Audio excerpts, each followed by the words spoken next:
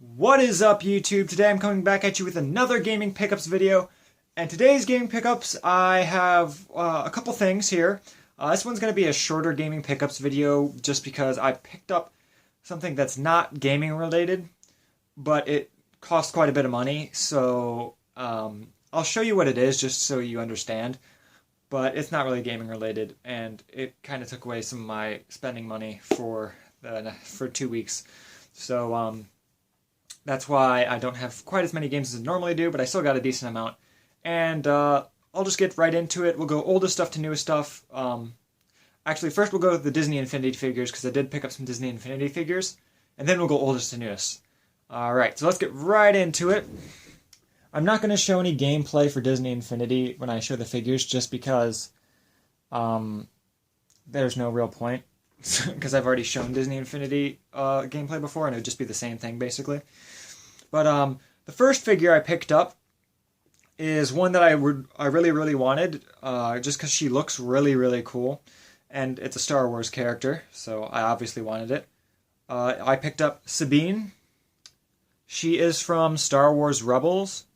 I haven't actually seen Star Wars Rebels. I'm actually waiting for the price of the DVDs to go down a little bit before I get into it, so I can buy Season 1 and watch it. But she looks really, really cool. I'm guessing she's some kind of bounty hunter. I've only seen the first episode of Rebels. But I think she's a bounty hunter, and she has a stormtrooper helmet that she stole. But she is really, really, really cool. She has the best long-range attack out of any of my figures. Her blasters are the best, because my other long-range guy that I have is Jack Sparrow. And he takes too long in between shots to be effective, I think. But she's really good, because she has 2 blasters that fire pretty quickly. It's like after 6 shots, though, you have to like cool down, which kind of sucks. But the detail on her is really cool. She's got blue hair. She's also really good melee close combat. So there's that too. So she's a really versatile character. So if you're looking for a versatile character and Star Wars character, check out Sabine. She's pretty cool. The next one I got is a classic character that I wanted just because she's really cool. And this one is, I picked up Mulan. Mulan is a really cool character. The detail on the figure itself is really nice. She's not as good as I thought she would be in terms of combat. She's really effective close range, especially on big groups of enemies, because she has her bow staff can hit like 3 enemies at once, which is really, really good for close range. Her long range attack, though, is kind of got a huge weak point. It's a really good long lunge, and it goes really far, which is really nice. But the cooldown on her lunge is too long. It makes a huge opening when you use her long range attack. So it's pretty much only good for one-on-one. So if you're fighting a boss or something, it's effective. But if you're fighting a big mob of enemies, very, very poor long range. So she's really good close range, though, especially in big groups. So that's a really, really good figure to have for that. Alright, so let's move on to the games themselves. We'll go oldest to newest. That starts us off with the PS2. Now this is the big game I got this week, because this one is the most expensive one that I got this week, obviously. I didn't expect to get this. I honestly wasn't actively looking for it. It is a game that I'll scooch over the side here for the... Wait, no, this way. This way for the gameplay. I forgot I put it up in that corner. This one's a really, not super hard one to find, but this series itself, I've only ever seen one time per game, because it's an episodic game. And each time I've seen it, I bought each copy of it. I bought episode 1 when I saw it for the first time, and I bought episode 2 when I saw it for the first time in person. And that is Xenosaga Episode 2, and it's got a subtitle called Jenseits von Gut und Böse.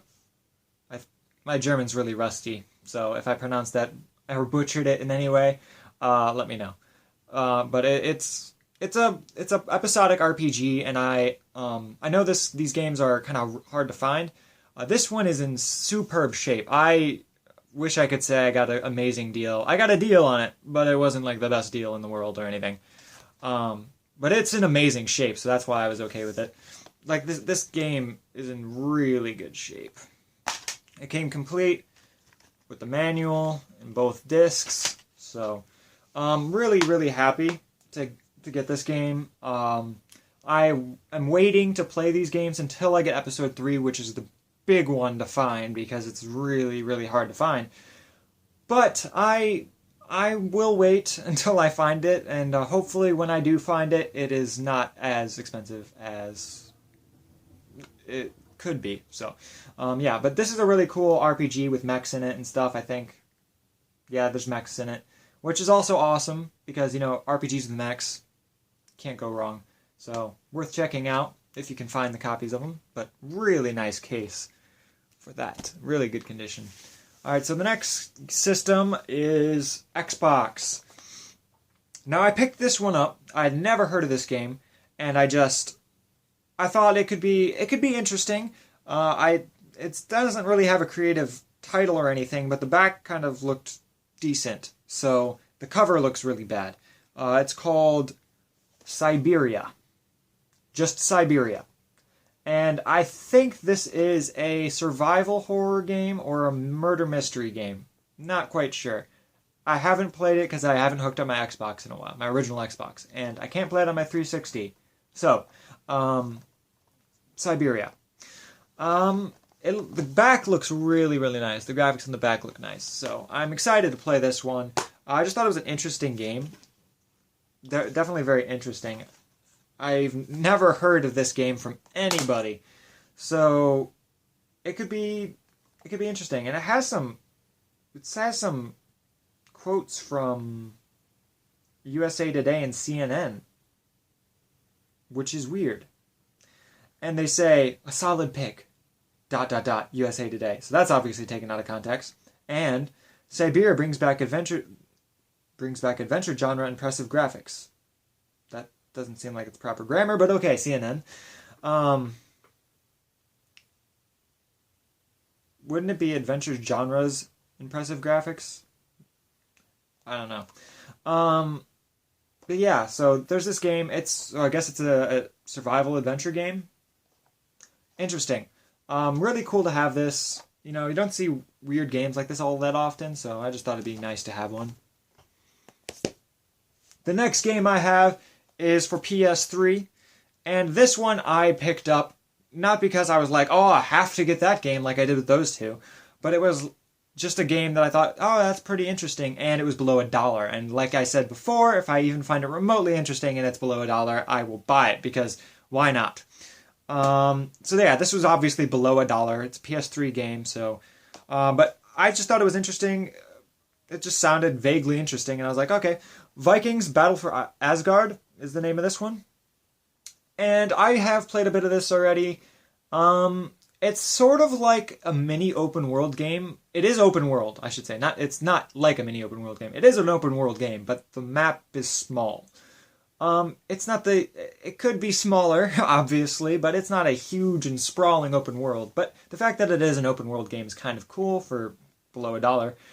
And I picked this up because I thought it kind of looked like the Beowulf game that I have, which I liked, but it doesn't really play like that at all.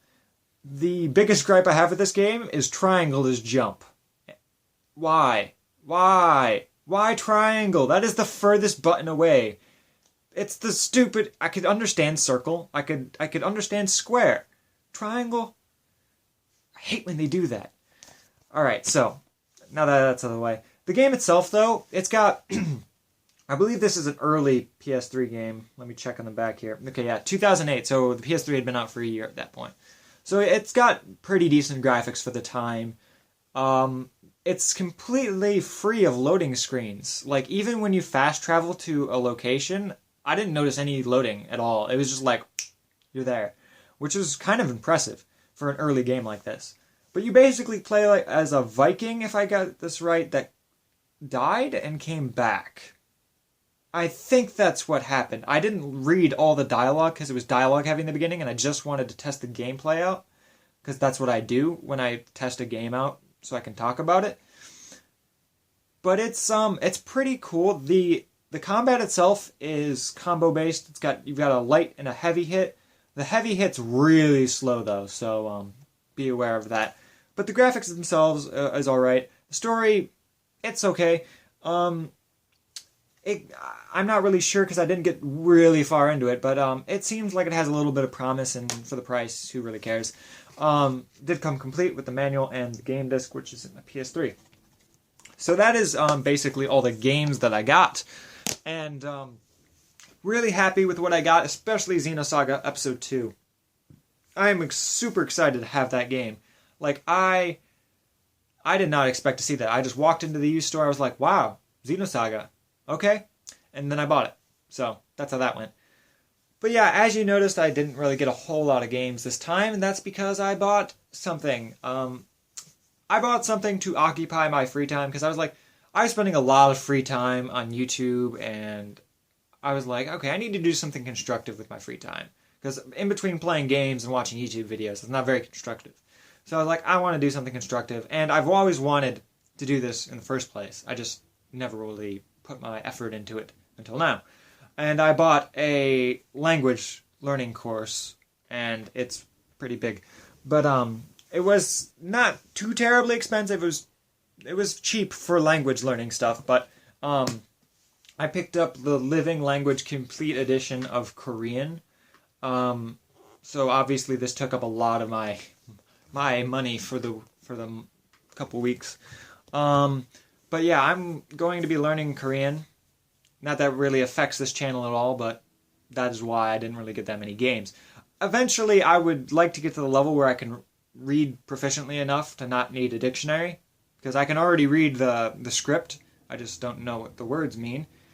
But I do know that I have a game that is playable in Korean, like right now. That it's a North American game, and it can be changed into Korean, which is ridiculous, because I was just like, when I first started up, I'm like, oh, there's all these languages I can choose from, and Korean was one of them. I was like, oh, weird. But I can play Pokemon. I can do a Let's Play of Pokemon eventually. If I get good enough at Korean, I can do a Let's Play of Pokemon in Korean. If you guys would be interested in that. It'd obviously be a dual language thing where I'd be speaking English and Korean. But I just thought that would be something interesting, something different. But I hope you guys enjoyed my pickups, and hopefully I didn't get too off topic at the end for you. And I hope you guys enjoyed this. If you have any game recommendations, leave them in the comment box below, especially if it's RPGs and mechs. If you have a game that I don't have that has RPGs and mech, that is an RPG and has mechs in it, let me know.